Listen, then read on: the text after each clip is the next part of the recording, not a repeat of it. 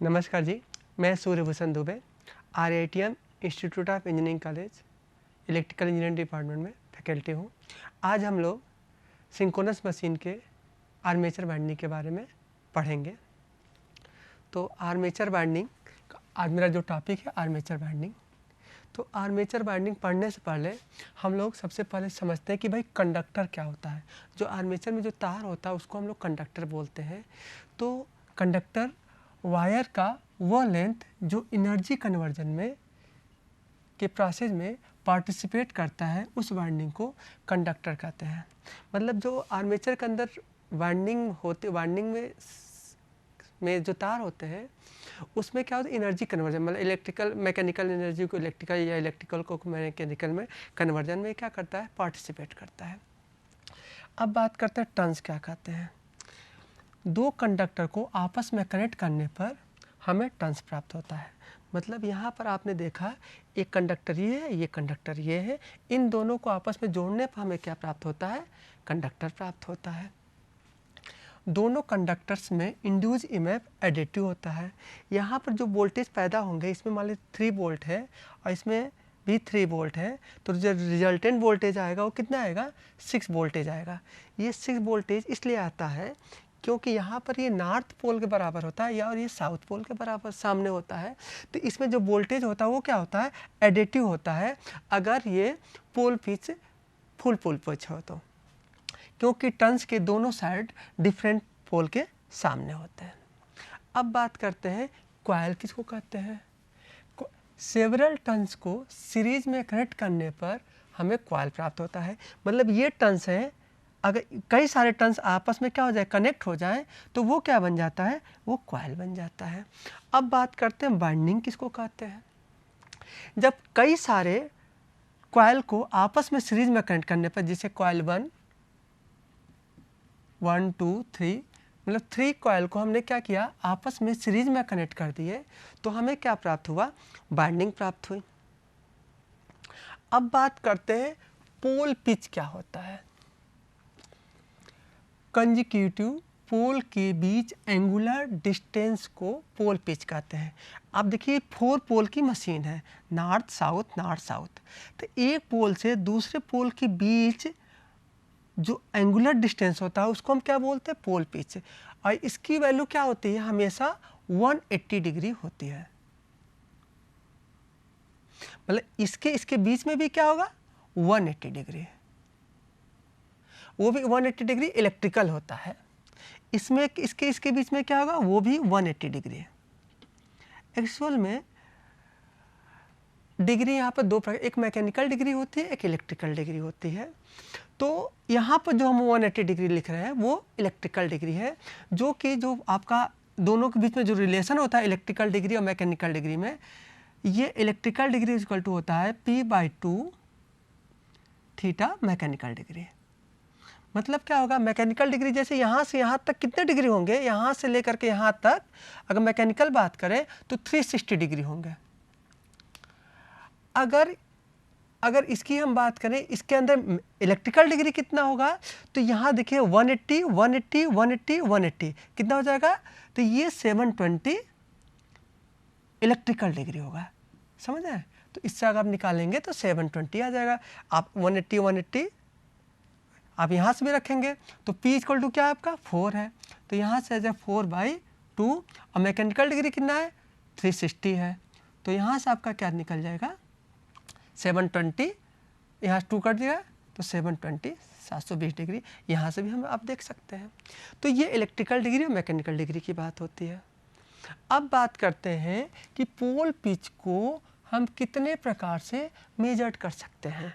तो अभी तो आपने एक देखा है कि उसको डिग्री का आधार, मतलब एंगल का आधार पर हम लोग मेजर कर सकते हैं। एक पोल से दूसरे पोल के बीच जो एंगल होता है 180 डिग्री होता है, ये हम देख लिए। दूसरी अगर हम बात करते हैं कि नंबर ऑफ स्लॉट के आधार पर, जैसे ये पोल है, इसके बीच में 180 डिग्री है, तो इसमें कितने स्लॉट हैं, तो 1 2 3, मतलब इसकी वैल्यू हम क्या ले सकते हैं, पोल पिच की वैल्यू 3 ले सकते हैं, 3 नंबर ऑफ स्लॉट ले सकते हैं। अब यहाँ पर क्या होता है, नेक्स्ट बात करते हैं नंबर ऑफ कंडक्टर के आधार पर, इसमें कितने टर्न्स आएंगे, कॉइल जो आपने कॉइल दिया है इसमें कितने टर्न्स आएंगे, उसके आधार पर भी हम लोग क्या कर सकते हैं, पोल पिच की वैल्यू निकाल सकते हैं। अब बात करते हैं कॉइल पिच क्या होता है। अब देखो, कॉइल के दोनों साइड के बीच एंगुलर डिस्टेंस को कॉइल पिच कहते हैं। मतलब एक साइड ये है, एक कॉइल आपने बनाया, एक साइड ये है और दूसरी साइड वह है, इन दोनों के बीच जो डिस्टेंस होता है उसी को हम लोग क्या बोलते हैं, कॉइल पिच कहते हैं। अब आप सोचते हैं हर चीज़ में हम एंगुलर डिस्टेंस क्यों लिख रहे हैं, क्योंकि ये आपके आर्मेचर में लगाए जाते हैं या स्टेटर में लगाए जाएंगे या रोटर में लगाए जाते हैं, और स्टेटर और रोटर आपस में क्या होते हैं, सर्कुलर होते हैं, जिसकी वैल्यू किस में मेजर, लीनियर तो आप मेजर नहीं कर सकते हैं, इसको जब भी मेजर करेंगे एंगुलर एंगल में मेजर करेंगे, इसलिए यहाँ पर हर जगह हम एंगुलर डिस्टेंस लिखते हैं। अब बात करते हैं कि कॉइल पिच कितने प्रकार के होते हैं। तो कॉइल पिच दो प्रकार के होते हैं, एक होता है फुल पिच कॉइल और दूसरा होता है शॉर्ट पिच कॉइल। अब बात करते हैं भाई फुल पिच कॉइल किसको कहते हैं और शॉर्ट पिच कॉइल किसको कहते हैं। अब देखो भाई, फुल पिच कॉइल होता है जब कॉइल पिच की वैल्यू का मान पोल पिच के बराबर होता है। आपको मालूम है पोल पिच की वैल्यू हमेशा कितनी होती है, 180 डिग्री होती है। अर्थात हम ये बोल सकते हैं जब कॉइल पिच का मान मतलब एक यहाँ की वैल्यू कितनी हो जाए, 180 डिग्री हो जाए, तो उसको क्या बोलते हैं, इस कॉइल पिच को क्या बोलेंगे, फुल पिच कहते हैं। आप देखिए ये आपका क्या है, पोल पिच, और यहाँ ये हमने पोल लगा दिए, ये नॉर्थ है और ये साउथ है, और कॉइल पिच का मान भी क्या है, इसी के बराबर है। तो इस कॉइल पिच को क्या बोलेंगे, फुल पिच कॉइल बोलेंगे, उस कॉइल को फुल पिच कॉइल कहते हैं।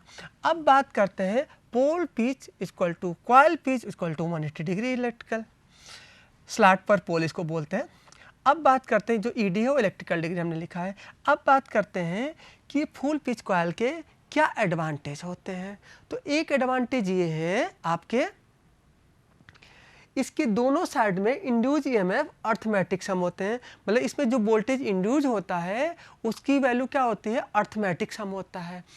अब बात करते हैं इसके डिसएडवांटेज क्या है।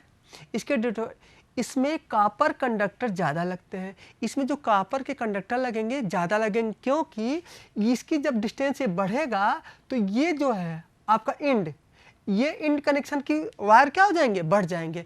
इंड वायर का कनेक्शन बढ़ने की वजह से इसमें कापर कंडक्टर क्या लगेंगे, ज़्यादा लगेंगे।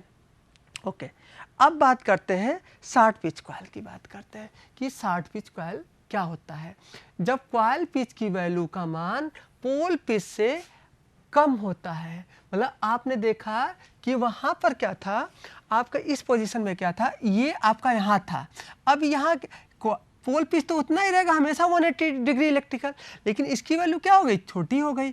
अब इस कॉइल पिच को क्या बोलेंगे, शॉर्ट पिच कॉइल बोलते हैं। यहाँ पर आप शॉर्ट पिच कॉइल बोलेंगे। अब बात करते हैं, यहाँ लिखा है कॉइल पिच की is less than pole pitch, और यहाँ पर हम क्या लिखते हैं, चूँकि कॉइल पोल पिच की वैल्यू स्लॉट पर पोल होता है। अब बात करते हैं इसके एडवांटेज क्या होते हैं। शॉर्ट पिच कॉइल के एडवांटेज क्या होता है। एक एडवांटेज होता है लेस कापर वायर लगता है। शॉर्ट पिच में वायर कापर वायर क्या होते हैं, कम होते हैं, क्योंकि ये इंड वायर कनेक्शन क्या हो जाएंगे, छोटे हो जाएंगे। देखिए पहले ये था, अब ये क्या हो गए, छोटे हो गए, तो कापर वायर भी क्या लगेंगे, कम लगेंगे। दूसरी बात करते हैं हार्मोनिक रिडक्शन।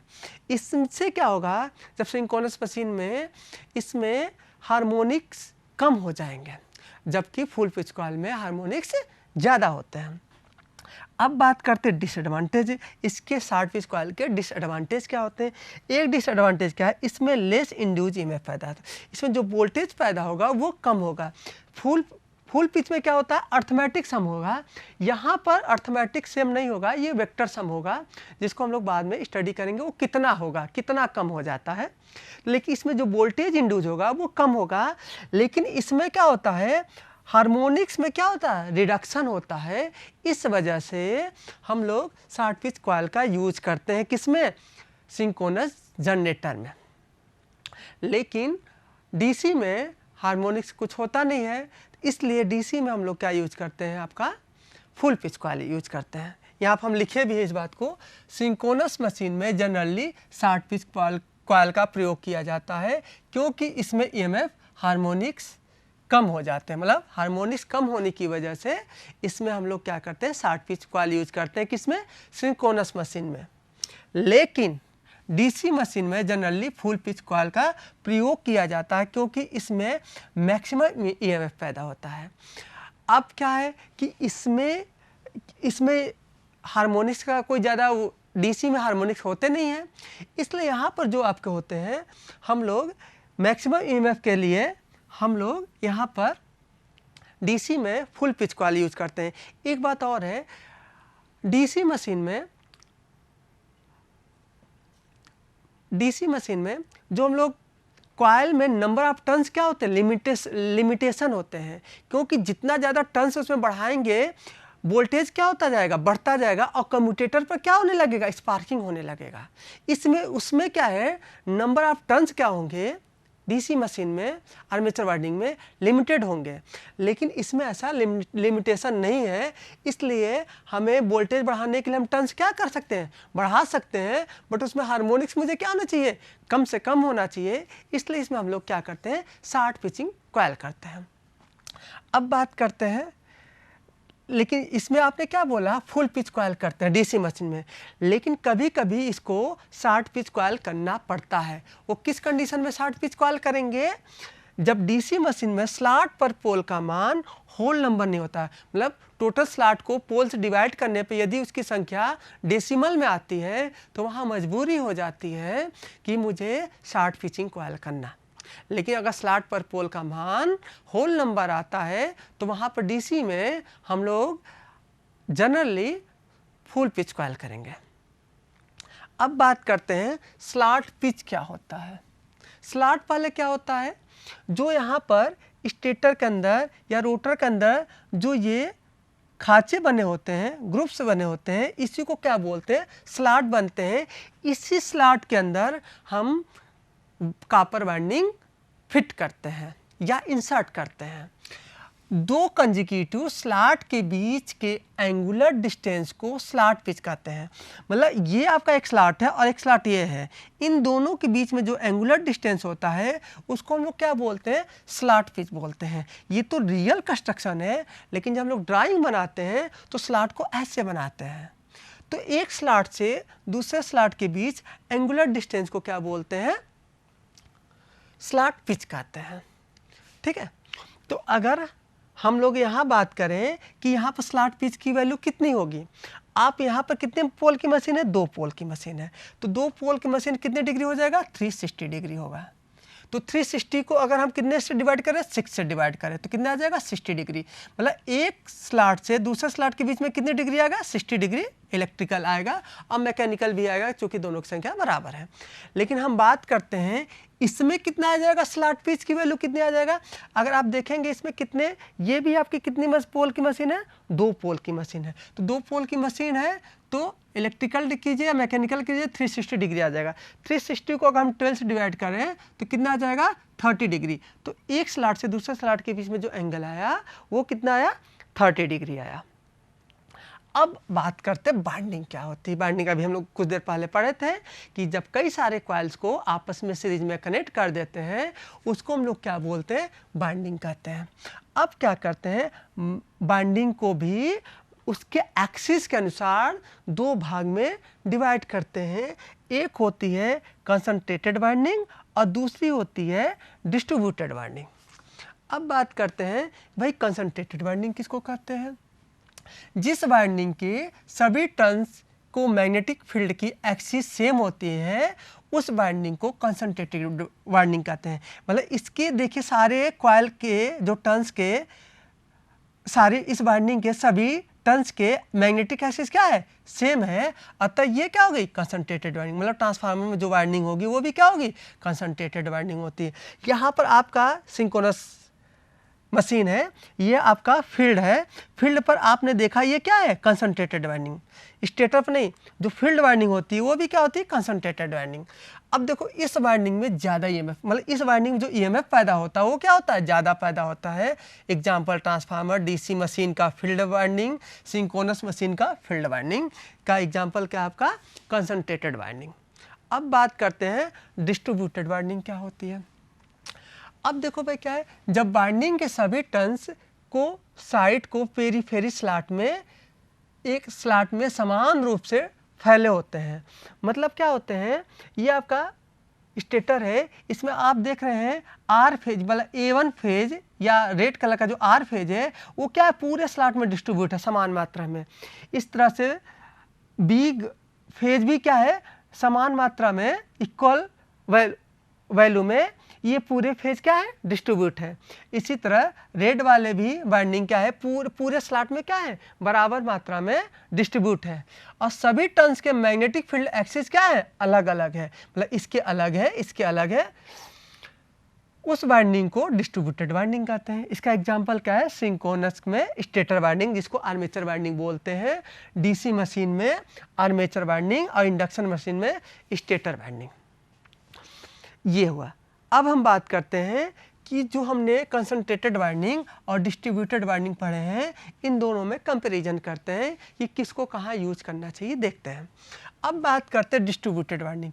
इसमें साइनसॉइडल ईएमएफ पैदा होता है। डिस्ट्रीब्यूटेड वाइंडिंग में क्या होता है, जो ईएमएफ पैदा इंड्यूस होगा वो क्या होगा, साइनसॉइडल होगा, क्योंकि एयर गैप में आपका साइनसॉइडल रोटेटिंग मैग्नेटिक फील्ड पैदा होगा। इसमें हार्मोनिक्स क्या होंगे, कम होंगे डिस्ट्रीब्यूटेड में। इसमें आर्मेचर रिएक्शन भी क्या होंगे, कम होंगे। आर्मेचर रिएक्शन समझ रहे हैं, जो मेन फील्ड में क्या करे, आर्मेचर फील्ड मेन फील्ड में क्या करता है, उसको कम करता है या डिस्टॉर्शन पैदा करता है, उसी को क्या बोलते हैं, आर्मेचर रिएक्शन। इसमें वाइंडिंग एक समान डिस्ट्रीब्यूटेड होती है, इसलिए इसकी कूलिंग आसान होती है। मतलब इसमें अभी आपने देखा कि डिस्ट्रीब्यूटेड वाइंडिंग पूरा एक इसका एरिया क्या हो जाता है, बढ़ जाता है, इसलिए इसका कूलिंग क्या है, आसान है। कंसंट्रेटेड में क्या होता है, इसका एरिया कम होगा तो इसका कूलिंग क्या होगा, कठिन होता है। इसमें कोर का पूरा यूटिलाइजेशन होता है। डिस्ट्रीब्यूटेड में क्या, पूरे कोर का यूटिलाइज कर रहे हैं, लेकिन कंसंट्रेटेड में आप पूरे कोर को यूटिलाइज नहीं करते। जैसे आप ट्रांसफार्मर में देखते हैं, आप इधर कहाँ कोर को यूटिलाइज कर रहे हैं, वाइंडिंग में। अब बात करते हैं कंसंट्रेटेड वाइंडिंग की बात करते हैं। इसमें डिस्ट्रीब्यूटेड वाइंडिंग की तुलना में ज़्यादा ईएमएफ पैदा है। इसका एक एडवांटेज है डिस्ट्रीब्यूट, इसमें ईएमएफ पैदा ज़्यादा होगा, लेकिन इसका क्या है, इसमें हार्मोनिक्स ज़्यादा होते हैं, इसीलिए आर्मेचर वाइंडिंग में हमेशा डिस्ट्रीब्यूटेड वाइंडिंग की जाती है। अब बात करते हैं आर्मेचर वाइंडिंग का डिफिनीशन क्या होता है। जिस वाइंडिंग में वर्किंग फ्लक्स के कट होने के कारण ईएमएफ पैदा होता है उसे आर्मेचर वाइंडिंग कहते हैं। मतलब फ्लक्स कट होने से जिस वाइंडिंग में ईएमएफ इंड्यूस होगा उसको हम क्या बोलते हैं, आर्मेचर वाइंडिंग। अब आर्मेचर वाइंडिंग की टाइप्स की बात करते हैं। आर्मेचर वाइंडिंग दो प्रकार के होते हैं, एक क्लोज वाइंडिंग, एक ओपन वाइंडिंग। क्लोज वाइंडिंग को एक लैप वाइंडिंग, एक वेव वाइंडिंग। ये जो पोर्शन आपका क्या है, ये डीसी मशीन का है, जिसको हम ऑलरेडी पढ़ चुके हैं। और ये एक्चुअल में close winding DC plus AC में यूज़ किया जाता है, लेकिन ये एसी में वहीं पर यूज़ किया जाएगा जहाँ पर कम्यूटेटर होगा। मतलब क्लोज वाइंडिंग हमेशा कम्यूटेटर में यूज़ किया जाता है, कम्यूटेटर टाइप वाले मशीन में। Open winding always AC machine में प्रयोग किया जाता है। अब बात करते हैं ओपन वाइंडिंग क्या होती है। यह वाइंडिंग अपने नाम जैसा ओपन होती है। इस वाइंडिंग में वाइंडिंग का स्टार्टिंग पॉइंट से स्टार्ट होकर के फिनिश पॉइंट तक जाता है। यह फिनिश पॉइंट स्लिप रिंग या टर्मिनल पर समाप्त होता है। मतलब ये तो ओपन होता है, इसके अलावा जो इसका दो तार निकलेंगे, मतलब जो भी तार निकलेंगे इससे वाइंडिंग से, वो या तो टर्मिनल पॉइंट पर फिनिश होंगे या तो इस स्लिप रिंग पर आप पर क्या होंगे, फिनिश होंगे। ये क्या सिंक्रोनस मशीन का आर्मेचर वाइंडिंग है तो ये टर्मिनल पर होगा, और ये इंडक्शन मशीन का रोटर है, वो भी कौन सा, वाउंड टाइप का रोटर है। तो इसके जो वाइंडिंग होते हैं इसके स्लिप रिंग पर क्या होंगे, टर्मिनेट होंगे। अब बात करते हैं, यह winding only AC rotating machine में प्रयोग की जाती है। जैसे एग्जांपल सिंक्रोनस मशीन। अब बात करते हैं कि इसकी, अभी हमने बोला इसकी वाइंडिंग हमेशा क्या होती है, ओपन होती है। स्टार, जैसे इसके 3 फेज आए, R Y B। अब ये क्या है, इसको आप स्टार बनाइए या डेल्टा बनाइए, ये तीनों वाइंडिंग क्या है, ओपन है। क्लोज में क्या होता है, अगर ये तीनों परमानेंट कनेक्ट होते तो क्लोज बोला जाता है, लेकिन ये क्या होते हैं, आप इसको स्टार बनाइए या डेल्टा बनाइए। अब हम लोग बात करते हैं कि आर्मेचर वाइंडिंग का जो आर्मेचर वाइंडिंग में डिस्ट्रीब्यूटेड वाइंडिंग का हम लोग 1-2 एग्जांपल लेते हैं। जैसे 2 पोल 6 स्लॉट आर्मेचर वाइंडिंग, मतलब आपका ये 2 पोल की मशीन है। मतलब पोल क्या होता है, जितने पोल फील्ड में होंगे उतने पोल आर्मेचर में होंगे। हमेशा स्टेटर फील्ड पोल और आर्मेचर पोल हमेशा बराबर होते हैं किसी भी मशीन में, रोटेटिंग मशीन में। अब ये क्या है, आपका ये नॉर्थ पोल है और ये क्या है, साउथ पोल है। अब हम लोग बात करते हैं इसमें कितने स्लॉट है, 1 2 3 4 5 6 स्लॉट है। तो एक पोल को कितने स्लॉट मिलेंगे, 3 मिलेंगे। आप समझ रहे हैं, क्योंकि 2 पोल की मशीन है तो 6 स्लॉट है। 2 पोल है तो एक पोल को कितने स्लॉट मिलेंगे, 3। और एक स्लॉट में एक फेज को कितने मिलेंगे, चूंकि ये 3 फेज की मशीन है तो एक पोल में कितनी है, एक पोल में 3 स्लॉट है। तो 3 फेज की मशीन है तो एक फेज को एक पोल में कितने स्लॉट मिलेंगे, सिंपल 1 मिलेगा। तो एक देखिए आपको यू फेज को मिल गया और V को क्या मिल जाएगा, एक फेज मिल जाएगा और एक फेज W को मिल जाएगा। आप देख रहे हैं एक पोल में तीनों फेज मिल गए।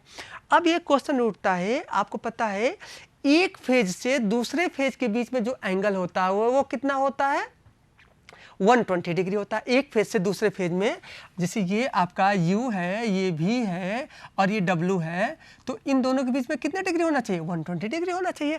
तो ये भी देखना होगा। अब हम इसको एंगल कैसे मेजर करते हैं, 1 इलेक्ट्रिकल डिग्री। अब आप देख रहे हैं कि 2 पोल की मशीन है तो एक पोल से दूसरे पोल के बीच में कितना होता है, 180 डिग्री। तो 2 पोल में कितने डिग्री हो जाएंगे, 360 डिग्री। और कितने इसमें स्लॉट है, 6 स्लॉट है तो 6 हो गए। तो कितना आया, 60 डिग्री। मतलब एक स्लॉट से दूसरे स्लॉट के बीच में कितनी डिग्री होगा, 60 डिग्री होगा। तो ये 60 डिग्री और ये 60 डिग्री, तो कितना, 120 डिग्री। तो जो ये आपका U है, आपने देखा ये भी क्रॉस है और ये भी क्रॉस है, तो इसके बीच में कितनी डिग्री है, 120 डिग्री, जो कि मुझे चाहिए। इसी तरह इसके बीच में कितना होना चाहिए, 240 डिग्री। तो यहाँ से देखिए 60 60 60 60, तो यहाँ से लेकर कितनी हो जाएगी, 240 डिग्री हो जाएगी आपका। तो वो मुझे मिल रहा है। अब आप देख रहे हैं कि ये यहाँ आ जाएगा और यहाँ से लेकर के यहाँ तक भी कितनी डिग्री है, क्योंकि हमने बोला कि हमेशा 180 डिग्री होना चाहिए। तो 60 60 60, तो कितना, 180 डिग्री हो गया। यहाँ से यहाँ भी 180 डिग्री, यहाँ से मतलब यहाँ पर हमने फुल पिच कॉइलिंग किया है। इसको हमने स्लॉट में दिखा दिया है। देखो ये 1 2 1 2 3 4 5 6, तो 1 किस में गया, 1 आपका 6 4 में गया, तो 1 किस में चला गया, आपका 4 में चला गया। और फिर यहाँ से निकल गया U, दो वायर निकला, U एंड U2 निकल गया। अब आप देखेंगे कि ये V कितना कहाँ गया, तो V 3 से 6 में जाता है। अब 3 से देखिए, यहाँ से 3 से किस में चला गया, 6 में चला गया। तो यहाँ से भी आपके 2 वायर निकल गए। आपने देखा W कहाँ से गए, W क्या 2 से 5 में गया, तो आप देखिए 2 और ये देखिए वापस ये कहाँ चला जाता है, ये आपका देखिए फिर 5 में चला गया। तो यहाँ से आप इसको हम इस तरह से भी दिखा सकते हैं। अब हम लोग बात करते हैं, ये तो 2 पोल की मशीन हो गई। थोड़ा सा इसमें और समझना होता है कि जो इसमें तार हम लोग इसमें लगाते हैं तो कैसे लगाएंगे। हमने एक खूब सारी कॉइलिंग की, इस तरह से खूब सारी कॉइल करिए। अब इस साइड को क्या ऐसे इसको उठाकर इस मशीन के अंदर लगाते हैं। इसको उठा के जब तो यहाँ पर इस स्लॉट में चला गया, ये दूसरे स्लॉट में चला गया। हमने यहाँ पर ऐसे ही दिखाया है कि जैसे इस फेज को हमें लगाना है तो इस कॉइल को पकड़ा और इसके अंदर स्लॉट के अंदर लगा दिया, तो इससे ये 2 तार निकले। या इसकी हम बात करें, इन दोनों साइड्स को, ये साइड्स 1 होते हैं और ये साइड 2 होते हैं। तो इस साइड को हमने लगा करके एक 1 में लगाया, दूसरे 4 में लगाया, तो ये आपका है। अब हम लोग बात करते हैं 2 पोल, अभी भी 2 पोल है लेकिन अब स्लॉट हमने कितने कर दिए, 12 कर दिए। अब एक बताइए कि यहाँ पर स्लॉट पर पोल पर फेज, स्लॉट पर पोल पर फेज कितना मिलेगा। मतलब मेरे कहने का अर्थ यहाँ पर 2 पोल हैं तो एक पोल को कितने स्लॉट मिलेंगे, 12। आपने देखा कितने स्लॉट है, 12 स्लॉट है। तो 2 पोल की मशीन है तो एक पोल को कितना स्लॉट मिलेगा, 6 मिलेगा। सिंपल डिवाइड बाई 2 कर देंगे। तो यहाँ पर आपने देखा ये आपका क्या है, नॉर्थ पोल है और ये क्या है आपका साउथ पोल है। तो आपने देखा इस नॉर्थ पोल को 6 स्लॉट मिले और इस साउथ पोल को 6 स्लॉट मिल गए। अब बात करते हैं, हर पोल में हर फेज को बराबर स्लॉट मिलना चाहिए। तो इस एक पोल में 6 स्लॉट है और 3 फेज की सप्लाई होती है। तो एक फेज को कितने स्लॉट मिले, तो 6 डिवाइड बाई 3 करेंगे तो 2 स्लॉट मिलेंगे। आप यहाँ देख रहे हैं 2 स्लॉट इसको मिल गया, यू को 2, वी को 2 और डब्ल्यू को 2, मतलब तीनों फेज को 2-2 स्लॉट मिल गए। अब एक चीज और देखना है कि एक स्लॉट, चूंकि हमने फुल पिच कॉइलिंग किया है तो एक स्लॉट से दूसरे, मतलब एक कॉइल से दूसरे कॉइल के बीच में जो एंगल होना चाहिए वो क्या होना चाहिए, 180 डिग्री, क्योंकि ये फुल पिच कॉइल है। तो यहाँ से देखिए पहले तो हम डिग्री निकालते हैं, तो टोटल इसमें कितने डिग्री होगा, चूंकि 2 पोल की मशीन है तो 180 इंटू 2 करेंगे तो 360 डिग्री इलेक्ट्रिकल मिलेगा। और इसमें कितने स्लॉट है आपके, 12 स्लॉट है। तो कितना आ गया आपका आंसर, 30 डिग्री आ गया। तो एक स्लॉट से दूसरे स्लॉट के बीच में कितने डिग्री हो गए, 130 डिग्री, जैसे यहाँ दिख रहा है। अब हम बात करते हैं यहाँ से यहाँ के बीच में भी कितनी होनी चाहिए, 180 डिग्री। आप देख सकते हैं 3, 30, 60, 90, 120, 150 एंड 180। तो यहाँ से लेकर के यहाँ तक 180 डिग्री है। यहाँ से भी चेक करेंगे तो भी 180 डिग्री। तो आपको फुल पिच कॉइल है तो जो हर कॉइल का वन साइड और दूसरे साइड के बीच में जो एंगल होगा वो क्या मिल रहा है, 180 डिग्री। आप देख भी रहे हैं। एक दूसरी चीज मुझे क्या देखना है कि यू वी डब्ल्यू के बीच में भी कितना होना चाहिए, 120 डिग्री। आप देखिए ये मान लीजिए यू है तो यहाँ से वी के बीच में, वी क्या है आपका ग्रीन कलर का, तो यहाँ देखिए क्रॉस है तो ये भी क्या है आपका क्रॉस। तो यहाँ से यहाँ तक के बीच का एंगल कितना होना चाहिए, 120 डिग्री। आप देख सकते हैं 120 डिग्री होगा, 30, 60, 90 एंड 120।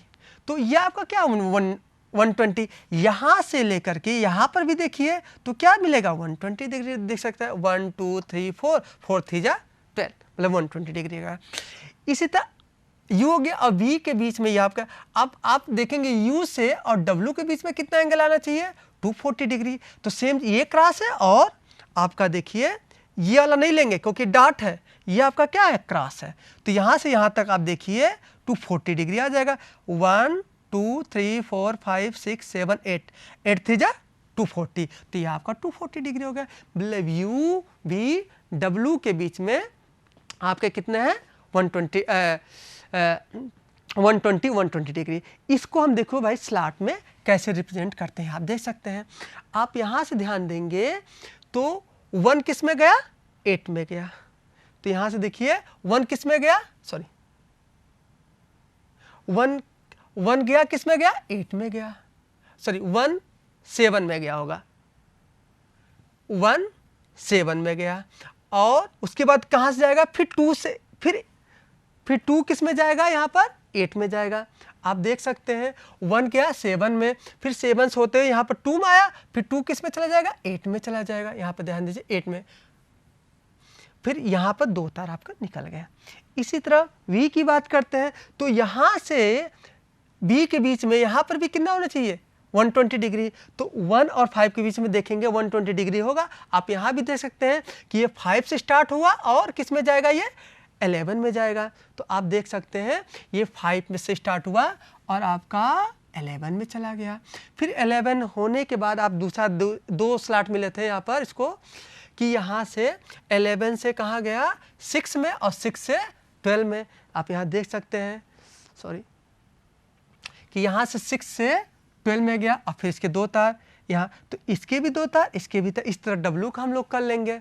तो इस प्रकार से मेरा इसको हमने दिखाया। अब इन दोनों तार को आप यू स्टार में कनेक्ट कीजिए या डेल्टा में कनेक्ट कीजिए, ये आपके अकॉर्डिंग होगा। आज के लिए हम लोग इतना ही पढ़ते हैं। धन्यवाद, नमस्कार।